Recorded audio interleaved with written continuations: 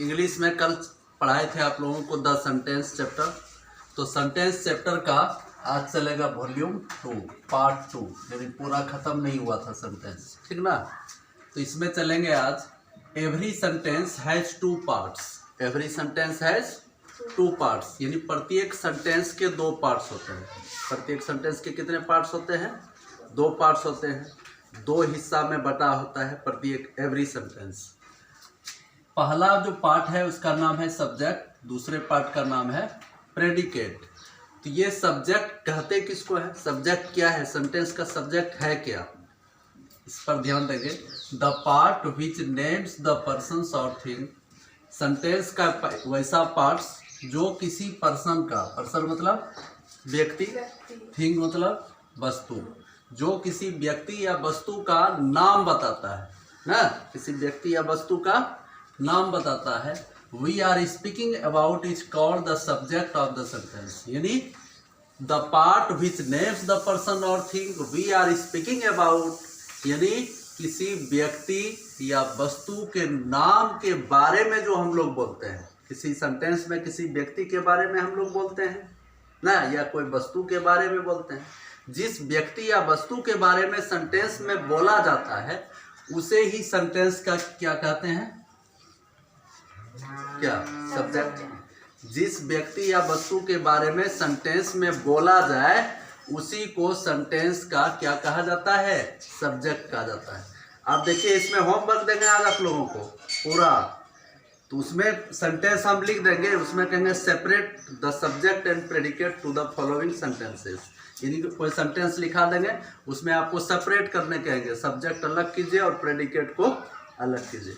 तो यहाँ बारीकी से इसको ध्यान से समझिएगा, तब अलग कर पाइएगा, नहीं तो नहीं कर पाइएगा, ठीक ना।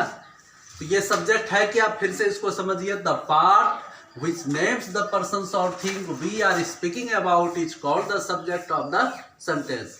यानी किसी व्यक्ति या वस्तु के बारे में जो बोला जाता है वही सेंटेंस का सब्जेक्ट कहलाता है। अब प्रेडिकेट क्या है, ध्यान देंगे प्रेडिकेट पे। The part which tells something about the subject is called the predicate of the sentence. यानी सेंटेंस का वैसा पार्ट जिसमें सब्जेक्ट के बारे में कुछ कहा जाता है। किसके बारे में? सब्जेक्ट के बारे में, किसी व्यक्ति या वस्तु के बारे में कहा जाता है लास्ट में, सब्जेक्ट के अंत में, तो वो क्या हो गया? प्रेडिकेट हो गया। कोई दिक्कत? अब इसमें सेपरेट किए हैं, यहाँ पर ध्यान दीजिए। इस सेंटेंस को अगर मिला दिया जाए, यहाँ पर एग्जांपल में दिए हैं सब्जेक्ट और प्रेडिकेट। सेंटेंस का 2 पार्ट्स है, सेंटेंस का 2 पार्ट्स है ना, सब्जेक्ट है और प्रेडिकेट है। कुछ दिखाई दे रहा है आपको? नहीं तो यहाँ से तो ये सब्जेक्ट का 2 पार्ट्स है, सब्जेक्ट और प्रेडिकेट। सेंटेंस का 2 पार्ट्स है। जैसे यहाँ सोनू रन्स, सोनू, ये पूरे को ऐड कर दीजिए आप, ये एक सेंटेंस हो गया। सोनू रन्स मतलब सोनू दौड़ता है। सोनू रन्स क्या हुआ? सोनू दौड़ता है। तो सोनू रन्स अगर एक पूरा सेंटेंस लिख दिए यहाँ, सोनू रन्स, सोनू दौड़ता है, इसमें सोनू क्या हो गया? एक व्यक्ति का नाम हुआ, पर्सन्स नेम हुआ, तो सोनू हो गया सब्जेक्ट। अब कौन दौड़ता है भाई?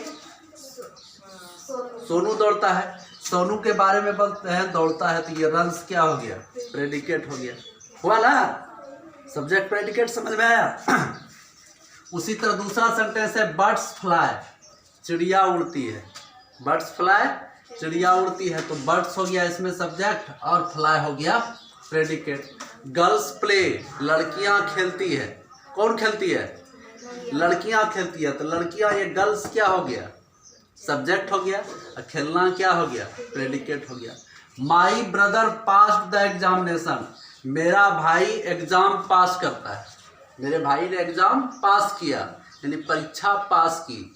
मेरे भाई ने परीक्षा पास की, यहाँ वर्ब 3 लग गया, लगा ना। तो माई ब्रदर क्या हो गया? यहाँ सब्जेक्ट हो गया। किसने पास किया? माई ब्रदर ने। पास्ड द एग्जामिनेशन हो गया क्या? Predicate. It is very cold today, आज बहुत ठंड है। आज बहुत ठंड है, तो इट हो गया यहाँ क्या? सब्जेक्ट। और इज वेरी कोल्ड टुडे क्या हो गया? Predicate. The dogs bark at night, कुत्ते रात में भौंकते हैं। कुत्ते रात में, तो द डॉग्स क्या हो गया? सब्जेक्ट हो गया, बार्क एट नाइट क्या हो गया, प्रेडिकेट हो गया। तो आप किसी भी सेंटेंस में सब्जेक्ट और प्रेडिकेट को सेपरेट कर लीजिएगा, कोई प्रॉब्लम नहीं ना। अब फिल अप द ब्लैंक्स आ जाएगा एक्सरसाइज में, आपके बुक में भी होगा सेंटेंस चैप्टर में, fill up the blanks sentence chapter में दे दिया। द डॉग्स नहीं देगा, ये द डॉग्स नहीं देगा, यहाँ पर फिल अप द ब्लैंक्स रहेगा। बार्क एट नाइट प्रेडिकेट दिया हुआ है, सब्जेक्ट दिया हुआ नहीं है, अपने मन से सूटेबल सब्जेक्ट देना है आपको। यहाँ पर क्या हो जाएगा, द डॉग्स भरा जाएगा, the dogs bark at night, कुत्ते रात में भौंकते हैं। तो इस तरह भी एक्सरसाइज आ सकता है, ठीक ना। अब नेक्स्ट पॉइंट है when we make a sentence. When we make a sentence, जब हम लोग सेंटेंस बनाते हैं, जब हम लोग सेंटेंस बनाते हैं तो किस पे गौर करना पड़ता है, किस पे नोटिस करना पड़ता है। नोटिस नंबर 1 देखिए, वी नेम सम पर्सन और थिंग। हम लोगों को किसी भी व्यक्ति या वस्तु का नाम लिखना पड़ता है। जब सेंटेंस हम बनाते हैं, कोई भी सेंटेंस बनाएंगे, या तो कोई वस्तु का नाम लिखेंगे या तो कोई पर्सन नेम लिखेंगे, तब ना सेंटेंस बनेगा। दूसरा नोटिस पॉइंट है, से समथिंग अबाउट दैट पर्सन और थिंग। उस व्यक्ति या वस्तु के बारे में कुछ कहना पड़ता है सेंटेंस लिखने के लिए। कोई सेंटेंस आपको बनाना है, अपने मन से कहेंगे कोई सेंटेंस लिखो, तो कोई भी सेंटेंस आप लिखिएगा तो कोई वस्तु या व्यक्ति का नाम लिखिएगा तब ना सेंटेंस बनेगा।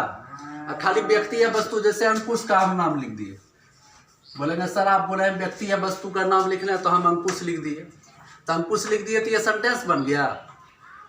अंकुश के बारे में हमको कुछ कहना पड़ेगा तब सेंटेंस बनेगा। जैसे अंकुश के बारे में क्या कहेंगे, Ankush is nutty, Ankush is naughty, Ankush नटखट है।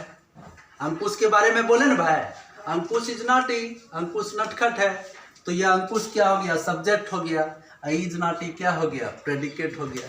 तो इसके बारे में, अंकुश के बारे में हम बोल दिए तो यह अंकुश सब्जेक्ट हो गया, प्रेडिकेट हो गया, is naughty. Do you understand? समझ में आ रहा प्रहलाद? आ रहा है समझ में? किसी व्यक्ति या वस्तु के बारे में, जैसे कोई वस्तु है द गंगा, द गंगा, गंगा किसका नाम है, रिवर नेम है, तो ये वस्तु का नाम हम लिख दिए द गंगा, सेंटेंस बन गया। इसके बारे में कुछ कहेंगे तब ना सेंटेंस बनेगा। जैसे द गंगा के बारे में कुछ कहिए,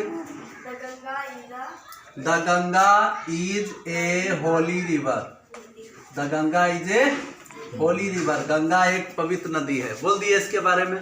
तो जिसके बारे में बोले ये हो गया सब्जेक्ट, और जो कुछ हम बोले हैं आम इमली कटहल, ये हो गया क्या, प्रेडिकेट। कोई प्रॉब्लम? इस तरह से फिल अप द ब्लैंक्स भी आ सकता है। ये सब्जेक्ट और प्रेडिकेट हम समझाने का कोशिश किया, आपको समझ में आ गया। अब नेक्स्ट है in other words. In other words, दूसरे शब्दों में, we must have a subject to speak out about and we must say और predicate something about that subject. हम लोगों को अवश्य ही सब्जेक्ट के बारे में कुछ बोलना पड़ता है और प्रेडिकेट के बारे में कुछ कहना पड़ता है सेंटेंस में ना। प्रेडिकेट के बारे में कहेंगे तो वो सब्जेक्ट हो गया ना। नेक्स्ट पॉइंट है the subject of a sentence. The subject of a sentence usually comes first, यानी किसी भी सेंटेंस में जो सब्जेक्ट है ये आम तौर से सबसे पहले आता है। किसी भी सेंटेंस में सब्जेक्ट क्या आता है, सेंटेंस में सबसे पहले सब्जेक्ट आता है ना, सबसे पहले सब्जेक्ट आता है। But occasionally it is put after the predicate also, लेकिन कभी कभी ऐसा दुर्भाग्यवश ना, दुर्भाग्यवश, ओकेजनली मतलब संयोगवश, ओकेजनली मतलब क्या, संयोगवश, कभी कभी संयोगवश ऐसा होता है कि सब्जेक्ट को प्रेडिकेट के बाद में भी लगाते हैं।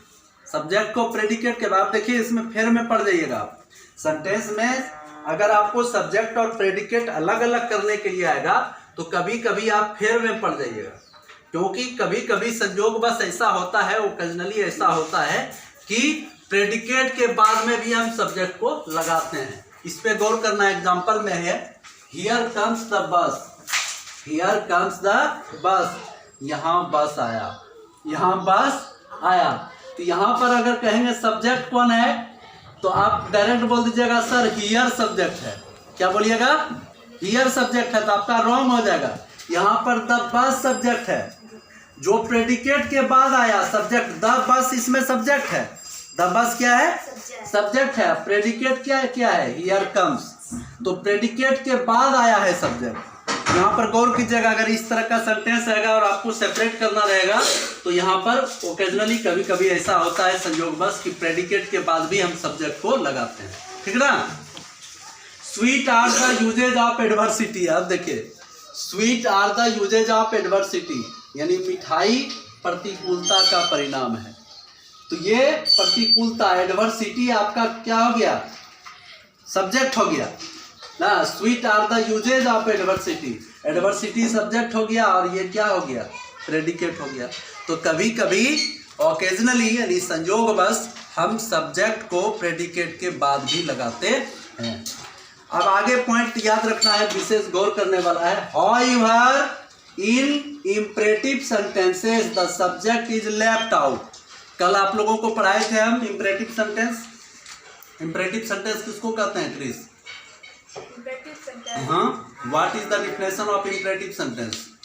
The sentence which match ask question is called imperative sentence. Interrogative, ask question तो इंट्रोगेटिव हो गया, इंपरेटिव हुआ आदेश सूचक जिसमें कमांड, ऑर्डर, परमिशन ये सब हो ना, तो वो इंपरेटिव सेंटेंस है। बात को समझे? तो ये इंपरेटिव सेंटेंस में कहता है however in imperative sentences the subject is left out, यानी इंपरेटिव सेंटेंस में सब्जेक्ट अंडरस्टूड रहता है, यानी अंतर ध्यान गोनू गोसा बिला जाता है, हाइड हो जाता है। अंडरस्टूड मतलब क्या, हाइड हो जाना। जैसे यहाँ पर देखिए imperative sentence sit down, sit down मतलब क्या, बैठ जाओ, तो बैठ जाओ ये आदेश दे रहे हैं, ऑर्डर दे रहे हैं, ये इंपरेटिव सेंटेंस हुआ ना। इसमें कहेगा बताओ तो सब्जेक्ट कहाँ है, सब्जेक्ट और प्रेडिकेट अलग करो, सब्जेक्ट कहाँ है बताओ। ये जो है सिट डाउन, जैसे आप लोगों को हम बोलेंगे सिट डाउन, मतलब क्या, तुमको बोल रहे हैं हम सिट डाउन, किसको बोल रहे हैं, तुमको। तो इस सेंटेंस में यू जो है, यू ये अंडरस्टूड है। यू क्या है रमेश, यू क्या है इसमें, यू अंडरस्टूड है, यानी यू जो है अंतर ध्यान है, बिला गया है, बबा जी है ना, ये अंतर ध्यान हो गया है, बिला गया है इसमें, इस सेंटेंस में ये बिला गया, अंतर ध्यान हो गया, हाइड हो गया, अंडरस्टूड हो गया। तो यहाँ पर सब्जेक्ट कौन हो गया, कौन हो गया रमेश, सब्जेक्ट यहाँ क्या हो गया, यू। आप जैसे कहता है थैंक हिम, उसे धन्यवाद दो, तुमको बोल रहे हैं ना, उसे धन्यवाद दो, थैंक हिम, ऑर्डर दे रहे हैं, परमिशन मतलब ऑर्डर दे रहे हैं, कमांड कर रहे हैं। तो इसमें भी थैंक हिम में भी यू क्या है, इसमें भी यू क्या है, अंडरस्टूड है, यू इनडिजिबल है, यानी अंतर ध्यान हो गया है। तो यहाँ पर सब्जेक्ट क्या हो जाएगा, इसमें क्या हो जाएगा, इंपरेटिव सेंटेंस में सब्जेक्ट हो जाएगा यू। Chris understand? अब है नेक्स्ट, फिर अगला पॉइंट पढ़िए। A group of words which make sense but not complete sense is called the phrase. अब फ्रेज का कभी कभी फ्रेज याद करने के लिए आप लोगों को देते हैं at all, at best, at random, ABC sentence बनाने दिए थे फ्रेज का भी। तो फ्रेज कहते किसको हैं, इसमें फ्रेज का डिफिनेशन आ गया। देखिए अगर कोई पूछ देगा what is the definition of phrase, phrase का डिफिनेशन क्या है, तो आप लोग को बताना है a group of words which make sense, यानी शब्दों का समूह जो सेंस को बनाता है बट नॉट कंप्लीट सेंस, लेकिन उसका सेंस कंप्लीट नहीं होता है, क्या कहलाता है, फ्रेज। जैसे कैट्स एंड डॉग्स, कुत्ता और बिल्ली, पूछ देंगे कैट्स एंड डॉग्स मतलब कैट्स एंड डॉग्स, कहेगा सर कुत्ता बिल्ली, तो रॉन्ग हो जाएगा, इसका मतलब हुआ मूसलाधार वर्षा। कैट्स एंड डॉग्स मतलब क्या हुआ, मूसलाधार वर्षा। तो आप देखिए इसमें देखने से लगता है कि कंप्लीट सेंस कंप्लीट नहीं है, लेकिन वो क्या है, सेंस वाला है, सेंस वाला नहीं। तो ये फ्रेज कहलाता है। This usually do not have subject और प्रेडिकेट। इस तरह के फ्रेज में सब्जेक्ट और प्रेडिकेट नहीं यूज होता है, कोई मतलब नहीं है सब्जेक्ट प्रेडिकेट का, ठीक ना।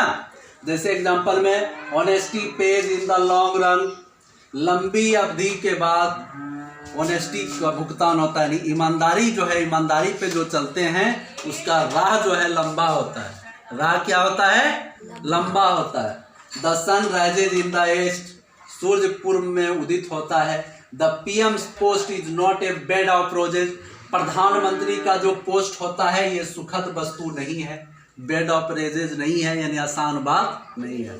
सब प्रधानमंत्री अभी नरेंद्र मोदी को गलिया रहा है, कोई कहता है इस्तीफा दो, कोई कहता है मास्क लगाना यहाँ बोलता है, बंगाल में जाके भाषण देता है इस्तीफा दो, नोटबंदी कर दिया प्रधानमंत्री बोला है गरीब को मार दिया इस्तीफा दो।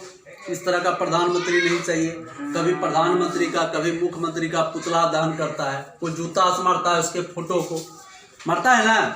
तो ये पीएम सीएम डीएम ना जितना एम वाला है उसका पोस्ट बेड ऑफ रोजेज नहीं है, आसान बात नहीं है, सुखद वस्तु नहीं है। एक फादर रहता है, उसका 4 सन्स है, 4 पुत्र है, तो चारों बेटा को खुश रख सकता है एक बाप। कोई कहेगा बुढ़वा खड़ूस है, कोई कहेगा हमको जमीन नहीं दिया, कोई कहेगा हमको घर नहीं दिया, बुढ़वा बेकार है, छोटका बेटा कहेगा नहीं बहुत बढ़िया है, वो कहेगा मेरा माँ बढ़िया है। नहीं, तो एक माँ बाप अगर 4 संतान को खुश नहीं कर सकता है तो एक पीएम पूरे देश को खुश कैसे कर पाएगा? संभव है नहीं ना। तो show me how to do it, मुझे शो करो कैसे तुमने इसको किया, मुझे बताओ कैसे तुमने इसको किया। It was a sunset of great beauty, यानी सनसेट सूर्यास्त जो है सुंदरता का प्रतीक है। जब सूर्यास्त होने लगता है कितना बढ़िया लाल सूर्य लगता है, देखने में सुंदरता लगता है ना। कभी कभी बाहर जाइएगा गंगा किनारे ना, जब बाइक से चलिएगा या मोटरसाइकिल से, लगेगा कि मेरे साथ ही सूर्य अस्त हो रहा है, हम जा रहे हैं वो भी जा रहा है, धीरे धीरे देखते देखते अस्त हो गया। हे ये रोड के आगे में अस्त हुआ होगा, घुसा होगा आसमान में, लगता है ना। तो इस तरह से ये आपको हम पढ़ाए आज सब्जेक्ट और प्रेडिकेट सेंटेंस का दूसरा पार्ट्स। अब इसका एक्सरसाइज हम करवाते हैं, आपको बना के लेना है। That's all. कोई problem? Thank you very much.